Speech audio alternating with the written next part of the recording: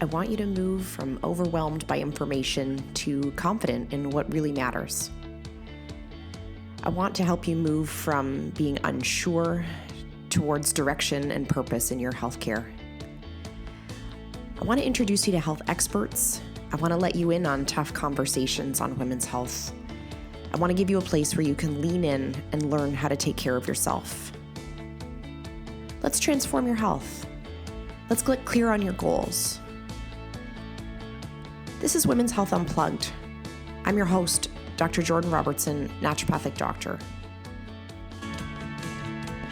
Blood sugar, insulin, continuous glucose monitors. We're going to cover a lot of ground today. I am recording in a new space. I actually moved over the last couple of weeks to a more rural property. I already lived rurally, and I've noticed some neat things moving. My personal daily step count has gone up significantly just by moving a little bit further into the country. Like I said, I already lived in the country, but add a little bit of space, add a couple of really happy golden retrievers, and all of a sudden it's been really easy hitting my step goals for myself, which I won't share my particular goal number. It's very average. The reason I'm not sharing it is because I don't want you to get attached to it. You should really have your own goal. But it's a very, very average step count, and I'm hitting it so much earlier in the day than I used to, which is kind of great. I wanted to talk about this topic partly because I am personally preparing for an intensive course that I'm giving for clinicians as part of my clinician membership, the Confident Clinician.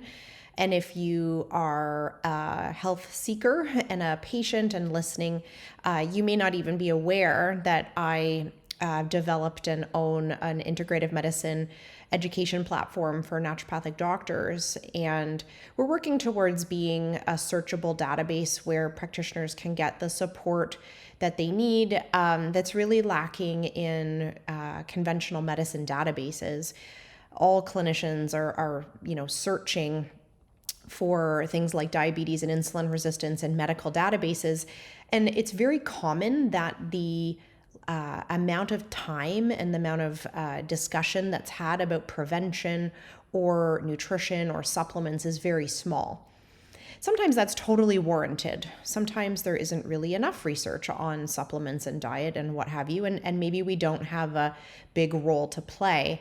But there are many conditions where the nutrition information is lagging behind the actual research. Great example of that is a couple months ago, I did a module on eye health. And my favorite medical database hadn't updated any of their nutrition and eye citations since 2010. So it was literally 12 years of missing data, and the nutrition and eye health data has really exploded over the last 12 years. And so you can see that, this is partly why medical doctors are behind in their understanding of nutrition. The very databases that they go to don't prioritize this kind of research and this kind of discussion. And so, of course, if they go and look something up on their favorite medical database and there's 3 lines about nutrition and there's 18 paragraphs about drug options, even just the size of the comments and the paragraphs alone would make you feel like there wasn't a role for integrative medicine, right? You just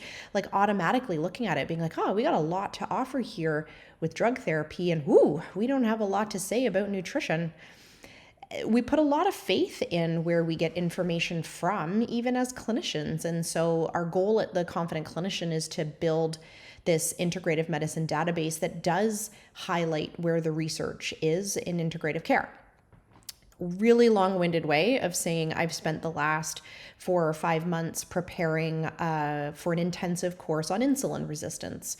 So the group of clinicians, we're just shy of 600 clinicians that I work with, are doing an intensive course on insulin resistance, and we're covering a broad range of topics from how to assess, how to look at nutrition, what the evidence for supplements actually is, exercise, and then also the unique population of perimenopause, which is being presented by one of my brilliant colleagues. And so I get to spend a lot of time in the literature looking at what we know about current conditions right now. And then one of my superhuman powers is to take that information and describe it in a way that is really accessible, which we do that through the podcast every week. But also this is what I do with clinicians, is helping them sort of move that research to practice piece. Like, yes, this is what the study says. This is how we do it in real life with our patients.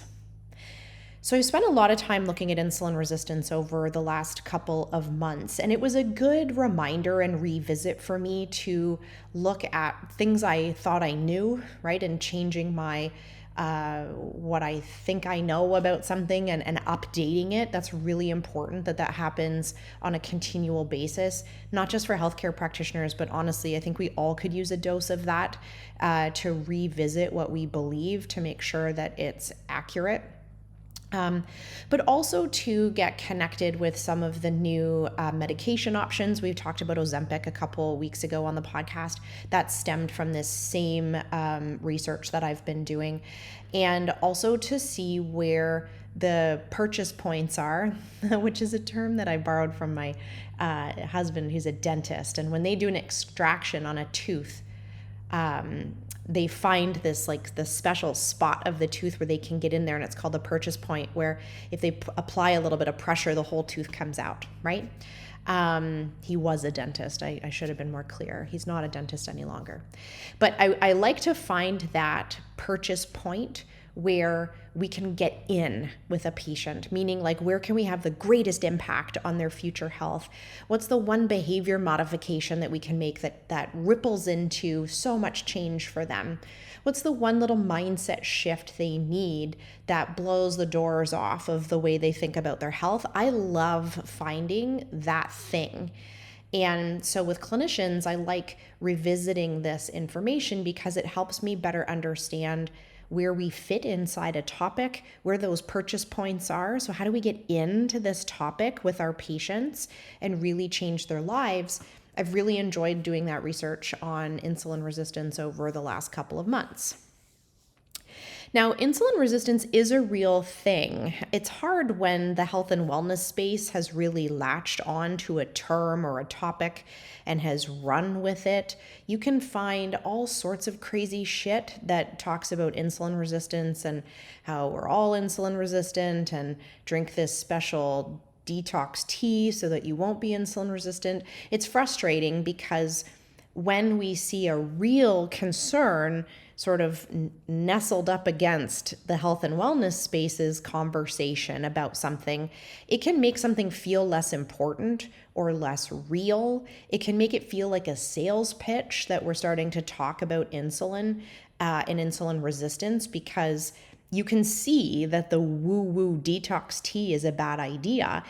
It probably makes you question the entire concept around insulin resistance and go, is this made up, right? Is this something that we don't even really, is this a health and wellness illness that was created to sell books or to sell tea? So I want us to like understand it a little bit better about what insulin resistance is trying to, why talking about it's important, what it's trying to teach us about your future trajectory of your health, and how to go about assessing it, or to have a conversation with your doctor about it if this raises enough alarm bells for you that you're like, I think I actually have this.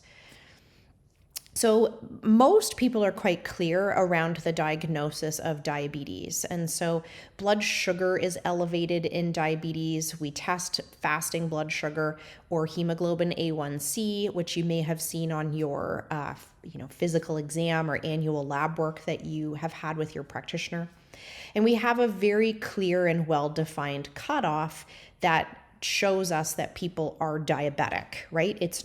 There's no wishy-washy, well, you might be, you might not be. It is a very clear, delineated, once you cross a particular threshold of fasting glucose over 7, it's like, do not pass go, you are diabetic, there's no questions asked.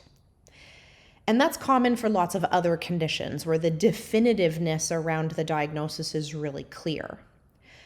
What we would love to do, especially in cardiometabolic health, is try and catch people before that moment, right? Like, why would we wait until you're honest to goodness diabetic before we start to have a conversation about your blood sugar? And that created this concept of prediabetes, or maybe you've heard the term metabolic syndrome. And then again, insulin resistance is going to fall inside this conversation about a syndrome before a disease, or a quasi-diagnosis before a disease. And the goal of that, and the goal of screening, and the goal of trying to flag patients before they truly are struggling, is that we would love to be able to change the trajectory of patients that are on a negative path, right? Like, we never want you to feel like when you went to the doctor, you'd be like, why didn't someone tell me this like 10 years ago, right? Why didn't we look at this until now? Why am I just getting this information today? Right? And that's how it felt at one time with that diagnosis of diabetes. It was almost like, well, congratulations, you passed this particular threshold, you now have diabetes. When the truth is if we had tracked back through their blood work and through their body composition and maybe their weight management and all sorts of things over the years, like gone backwards and looked historically, we probably could have seen this coming from a mile away. So the conversation in the research started to shift to, well, who's going to get diabetes, right? Do we know who they are, like, well before it happens? And you may have even heard the term prediabetes. And that term is really capturing people in those final stages where their body is capable of managing aspects of blood sugar regulation, but not as efficiently, not as well, and not as controlled as in the past. So they have moments where their blood sugar is elevated, their blood sugar is maybe chronically moderately elevated. And we know that prediabetes is an issue because, as again, we move closer and closer to diabetes, people with prediabetes are having micro health changes that cause problems.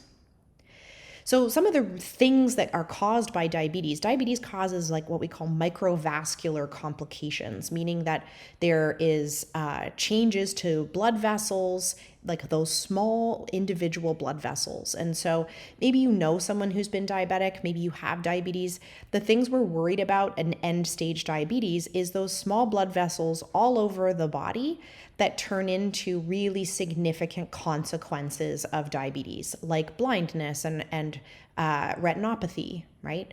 Or kidney failure and nephropathy, or peripheral vascular disease, right? We know that the micro changes in the blood vessels are part of the issue with diabetes because the more glycated hemoglobin is, the more hyperglycemia there is and high blood sugar, the more consequence there is for those small vessels and the cells surrounding those small vessels.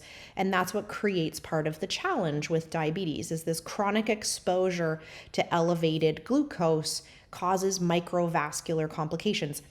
It 100% causes macrovascular changes too, like atherosclerosis. It increases fatty liver.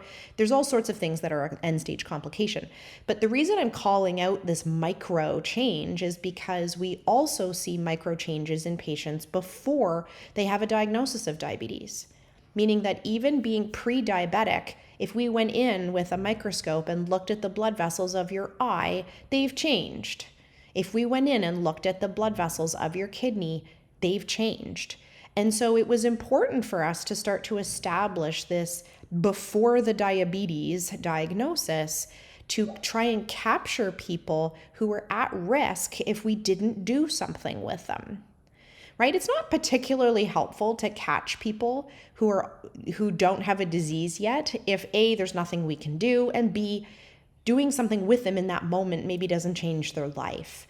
But by catching people in that pre-diabetic early changes of microvascular complications, we can change their outcome. We can prevent some of the complications of diabetes. We might even prevent them from getting diabetes in the first place if we can have that conversation earlier. So enter insulin resistance and some of the screening and testing we're trying to use to predict the future. And truthfully, all lab work is like that. All lab work, we're trying to, unless it's like diagnostic lab work, like say a celiac test, right? Like that's like, yes, no. But for most other lab work, we're looking at trends. We're looking at something like called time under tension, or I call it time under tension, meaning are we happy with the way your cholesterol looks at 50, given that you'd like to live till you're 90, right? We need to sort of use lab work and approximate the way that your lab work looks today with the trajectory that you're on and moving towards tomorrow. Sometimes we can be awfully happy with a cholesterol panel in an 80-year-old that we really wouldn't be happy with if someone was 30, because you can see that time under tension that person's going to experience those elevated blood lipid levels. The 80-year-old maybe isn't going to be exposed to LDL that long, whereas the 30-year-old has a long way to go. And so your blood work, when it comes to assessing blood sugar and looking at this early stages, insulin resistance and diabetes, we're kind of looking at it through the same lens. We want to ask you questions about your history. We want to look at this moment in time with respect to blood sugar regulation, and we're trying to use it to predict the future. Should we do something with you right now? Should we offer you a medication maybe a minute before we would have otherwise? These are the kinds of questions we're trying to answer by creating this pre-diagnosis syndrome. The other thing that we've noticed is that patients who have insulin resistance, who have metabolic syndrome, so if you're not familiar with that term, that's where you kind of have a subclinical elevation in lots of things related to cardiovascular health. So, for example, your cholesterol is like a little bit elevated, but not elevated enough to be given a formal diagnosis. Your blood pressure is a little bit elevated, but maybe not elevated enough to give you a full diagnosis of hypertension. And what we've noticed with metabolic syndrome is that having small elevations, but that are below our cutoffs for being formally diagnosed, putting those together in the same patient actually confers additional risk. So a little bit high cholesterol with a little bit high blood sugar with a little bit high waist circumference, that person is at a greater risk than any of those individual components alone. And in some cases, that person is at a greater risk than if any one of those values was just strictly elevated. Right? Like seeing the combination of those things happening in the same patient is actually conferring additional risk, which kind of makes sense, right? When we look at all the things that are correlated to your overall health risk, and we start to draw this Venn diagram of like blood pressure and blood sugar and body weight and sleep and stress and exercise and nutrition, you can see as we draw those circles that as they converge, right, either in a positive or a negative way, that the impact is amplified. And so that's what we see with metabolic syndrome, is that these subclinical elevations in each of those sort of categories of cardiometabolic health, as they increase, that your risk goes up exponentially.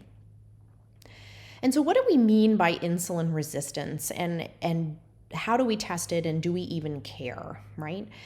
So what we're meaning by insulin resistance, and essentially that when your body is exposed to high levels of fuel, meaning caloric intake, and that is where I'm going to focus. There are lots of things that will cause some insulin resistance. Certain medications will. Even pregnancy causes a little bit of insulin resistance, which is why we screen for gestational diabetes, right? Because it's an added stressor that puts pressure on a person's ability to regulate glucose. So there are things that cause insulin resistance aside from cardiometabolic health and weight management, etc. I'm not covering that. So as I'm talking, if you're like, well, yeah, but I know someone who's, very, very small, low BMI, and they have insulin resistance. I'm not really talking about that. I'm talking about it from like a public health, obesity epidemic perspective today. So what starts to happen with insulin resistance is that our ability to respond to levels of glucose starts to shift over time. And so the best sort of analogy is that our cells start to get tired. They start to get confused around signaling because when things are exposed to chronically high levels of anything, there's actually like a maladaptive process that happens in our body. This happens in lots of body systems when hormonal levels are dysregulated, and insulin and glucagon and the things that are related to blood sugar regulation are hormones as well. That with the chronic exposure of high blood sugar, it starts to influence our capacity to respond to insulin. It starts to influence the production of insulin. It starts to confuse our liver about what's happening with respect to blood sugar and insulin. And so our liver actually will overproduce brand new blood sugar and brand new glucose because it's receiving a mixed or inappropriate signal because of long-term high blood sugar. And so insulin resistance becomes this sort of self-fulfilling prophecy where our body and muscle cells start to become less responsive to the hormone that's intended to regulate blood sugar, which leads to more increased blood sugar and leads to more inappropriate insulin release. And it becomes this like sort of self-fulfilling prophecy. And typically all of this is happening with a patient who's on a path, right? It's not like the moment we start to become a bit insulin resistant that we're suddenly have better satiety or we suddenly go for more walks. This person doesn't know that this is happening in their body. They maybe don't feel great. There's lots of conversations about why we may be fatigued when insulin resistance starts to happen. There's lots of things happening at that time that can influence the way people feel. But we don't know that it's happening. And so people aren't changing their habits. They're not changing their health behaviors the moment that this change happens. And so many of our other hormone systems are intended to have their own like stopping mechanism or their own regulation, right? Like we're thirsty, we drink water, we're not thirsty.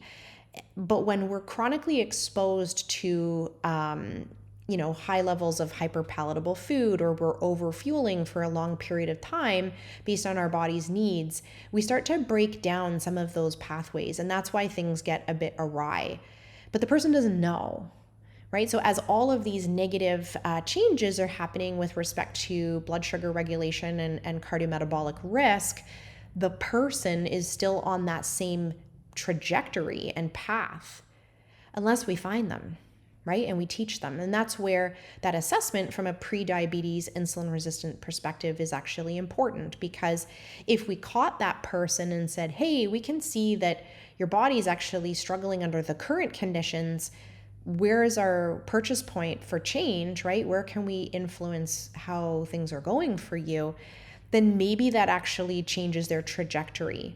The challenge we've had in the past when we didn't flag insulin resistance and we didn't flag prediabetes is by the time we caught the person with a blood sugar of 7, they already had enough microvascular, macrovascular change that some of it was irreversible. And so you can see why it's sort of valuable and important for us to try and catch people before that actually happens. So how do we know if someone's insulin resistant? And there are some blood tests, although the challenge with testing insulin and glucose is that those tests themselves are actually pretty volatile, meaning that the levels change a lot.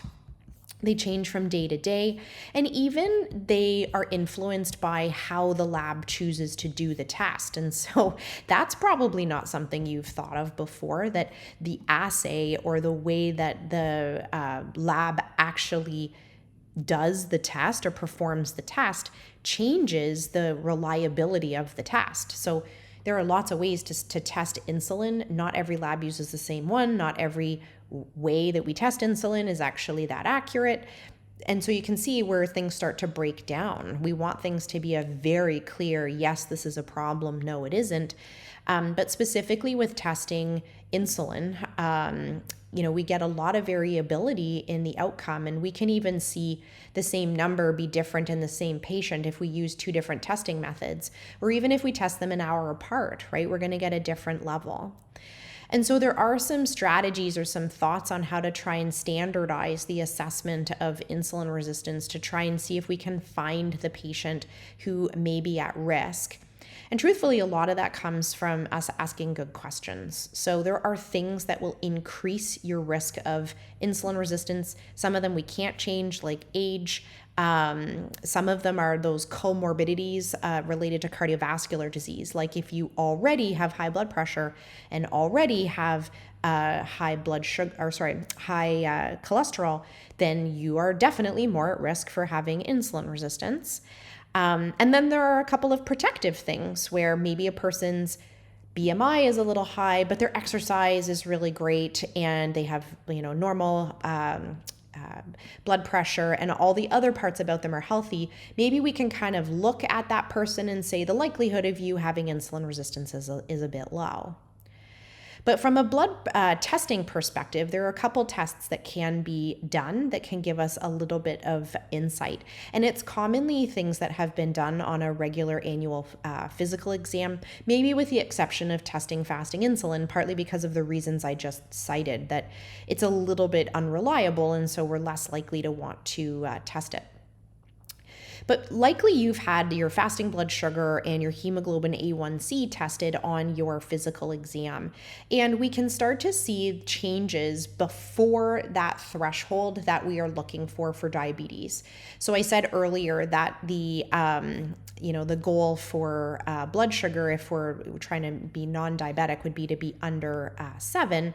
We also have targets for hemoglobin A1C, where hemoglobin A1C is it's called glycosylated hemoglobin. So it's actually a reflection of your last 2 to 3 months of exposure of your red blood cells to glucose.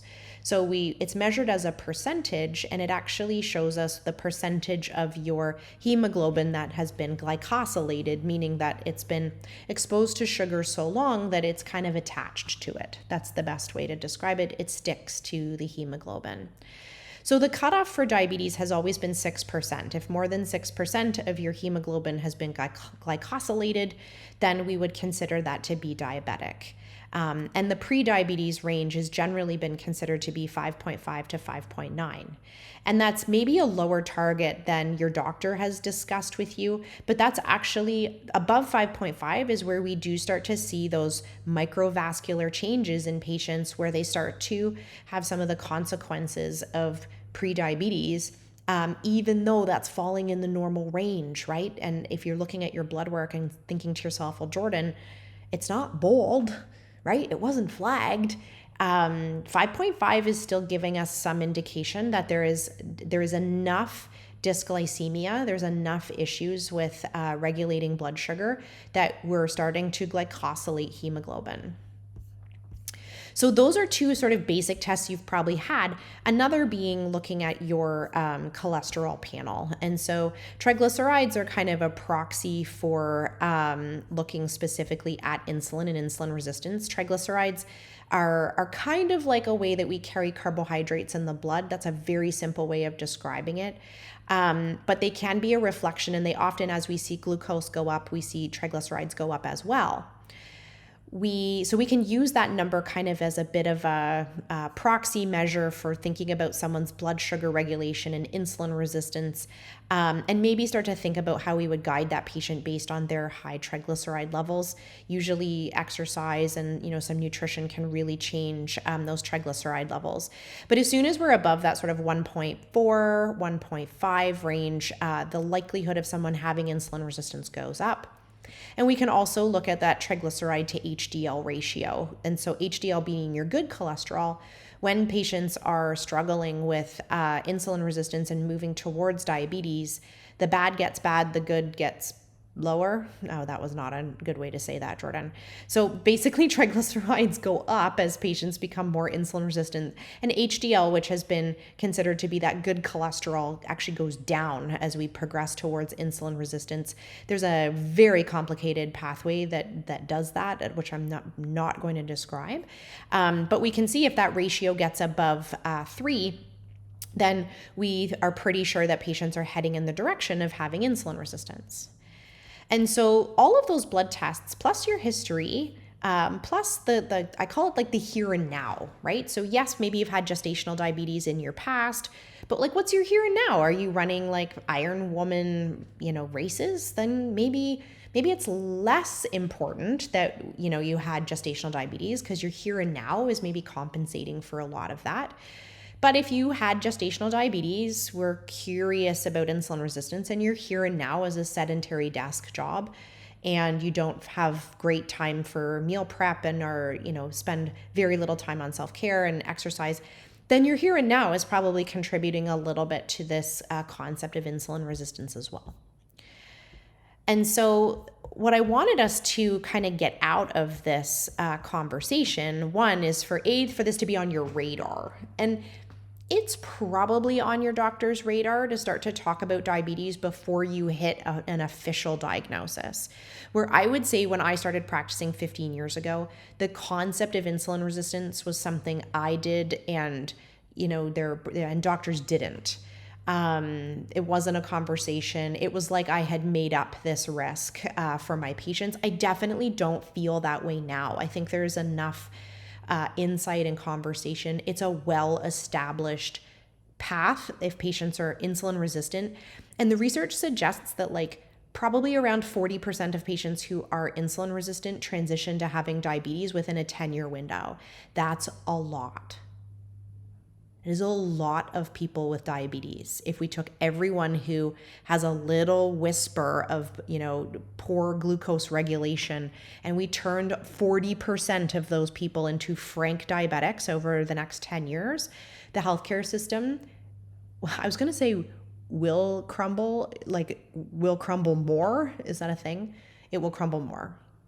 And so that's partly why this is so important. And I do believe that prevention can be sexy. I think when we think about what we want out of our lives is to be vibrant and have longevity and not have complications and live independently, right? Like all of these things, that's super sexy to be able to work towards that. And so understanding your own personal risk with respect to diabetes and insulin resistance is incredibly important. The other reason that this is important is because it's a pivot point where you can make change. And what I mean by change is don't read a blog on how to fix your insulin resistance. I mean, you need a legit plan on how to set up your life and lifestyle, and perhaps supplements, perhaps medication that will actually help you meet those end goals. This is a pivot point. So if as I'm talking, you're like, yeah, one time my cholesterol was flagged on my blood work, but the next time it was fine. And then we just kind of ignored it. Or I did have gestational diabetes, or I did have PCOS, or I have struggled to, manage my weight, and I'm not as active as I'd like to be. These are all very small red flags that we don't want to put a bunch of them together in the same patient. And I think one of our difficulties in communicating these pieces to patients is we do often focus on one thing. Right? We think about so much of our health as a light switch when it's actually a dimmer, right? So many of these things that you're contributing to your health or lack of health are not light switches, which is why you don't feel it day to day, right? It does not matter that you ate 4 chocolate chip cookies before bed last night. It doesn't. And there's no shame in that if you did. However, if you did it every single day, it will add up, right? It will contribute to your overall path that you're on. But because you don't feel it, right? And because the emergency department doesn't see it, right? Think about what we excel at in medical care right now. It's like going on a stretcher to the ER. That will take care of you.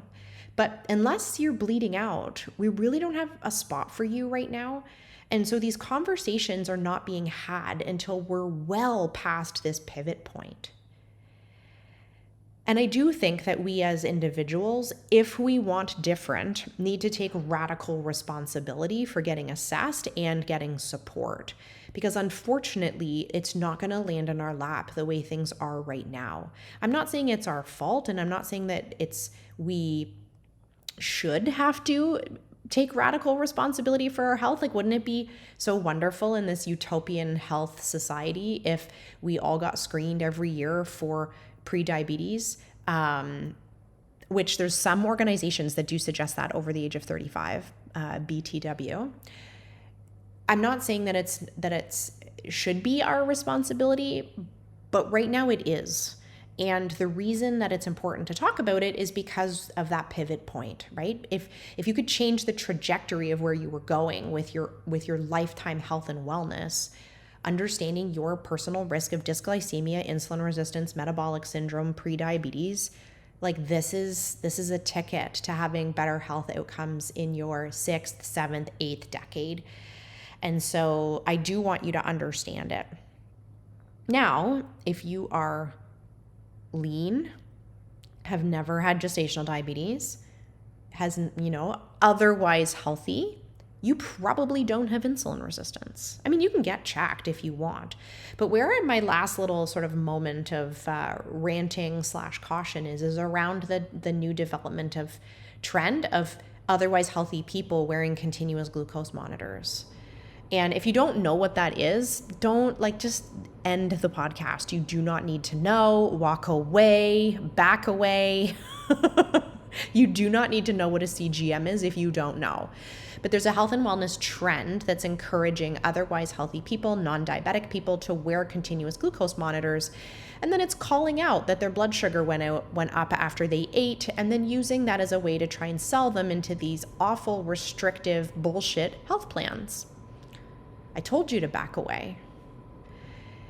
You don't need a CGM. Even if you have insulin resistance, you don't need a CGM. Like, full stop. There is some really great research on how inconsistent CGMs are in non-diabetic patients. And if we put 2 different companies of CGM on 2 different arms of the same person, we get different results. One of them will say you have insulin resistance. The other one says you don't. Right? Which one did you buy? We don't know. And so it's not something that you need to micromanage. It's something you need to pay attention to. And there's a big difference. And I've loved some of the conversation on social media lately about how so much of health and wellness is about micromanaging bodily functions that are completely normal. That's not what I'm asking you to do. I'm asking you to pay attention to your personal risk profile for one of the most common lifetime cardiometabolic diseases, being diabetes. I'm asking you to get curious about your life and all the circles of your Venn diagram, including your family history, including your blood work, to see if this is a pivot point for you. I'm not asking you to get a CGM. Full stop. Let's back away together. I'll see you next week. I hope you enjoyed that episode of Women's Health Unplugged. My goal is to help you feel more confident about your health. Please remember that what we talked about today in the podcast does not constitute medical advice, nor was a doctor-patient relationship formed. If you have questions about your healthcare or about how today's topic pertains to you, please take it up with your family doctor, your specialist, or someone on your health team.